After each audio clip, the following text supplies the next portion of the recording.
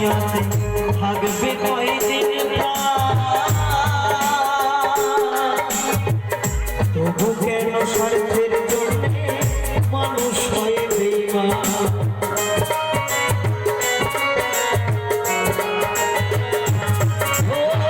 ওই দিনেরই দুনিয়াতে থাকবে কয়দিন তবু কেন স্বার্থের জন্য মানুষ হয় বেঈমান জানে তুমি ভাবো আর তো নাই তোমার প্রভাব জানে তুমি ভাবো আর তো নাই তোমার প্রভাব তোমার বুকে তোর কাছে কবর তোর কাছে কবর